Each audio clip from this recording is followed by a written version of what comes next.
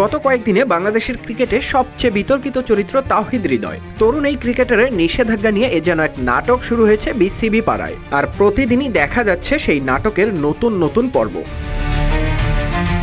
এর আগে নিষেধাজ্ঞা কমানোয় আইসিসিতে বাংলাদেশের একমাত্র এলিট আম্পায়ার শরফুদ্দৌলা ইবনে শহীদ পদত্যাগপত্র জমা দেন বিসিবিতে। এরপরও হুঁশ হয়নি তরুণ এই ক্রিকেটারের। গতকাল গাজী গ্রুপ ক্রিকেটার্সের বিপক্ষে আউটের সিদ্ধান্তে আবারও অসন্তোষ প্রকাশ করতে দেখা যায় মোহামেডানের এই অধিনায়ককে। এরপর তাকে শুনানিতে ডাকা হলেও আসেননি। পরের ম্যাচে রেফারি অপরাধের জন্য হৃদয়কে 10,000 টাকা জরিমানা করেন, সঙ্গে এক ডিমেরিট পয়েন্ট। RICL TMX, যুগের পর যুগ স্থাপনা থাকে মজবুত। আগে থেকেই 7 ডিমেরিট পয়েন্ট ছিল হৃদয়ের, এবার 1 যোগ হয়, সেটি হয়েছে 8। খেলোয়াড়দের জন্য প্রণীত বিসিবি আচরণবিধি 7.5 ধারা অনুসারে 8 ডিমেরিট পয়েন্ট মানে 4 ম্যাচের নিষেধাজ্ঞা। এবার সেই শাস্তি পাচ্ছেন হৃদয়, যা এখন থেকেই কার্যকর হবে বলে চিঠিতে জানানো হয়েছে,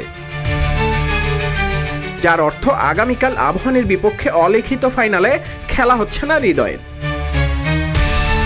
এর আগে গত 12 এপ্রিল ঢাকা প্রিমিয়ার লিগে আবাহনীর বিপক্ষে ম্যাচে আম্পায়ারদের সঙ্গে তর্কে জড়িয়ে 1 ম্যাচের জন্য নিষিদ্ধ হন হৃদয়। পরে সংবাদ মাধ্যমে এসে আম্পায়ারদের বিরুদ্ধে মুখ খোলার হুমকি দেওয়ায় সেই নিষেধাজ্ঞা বাড়িয়ে করা হয় 2 ম্যাচ, সঙ্গে দেওয়া হয় 7 ডিমেরিট পয়েন্ট।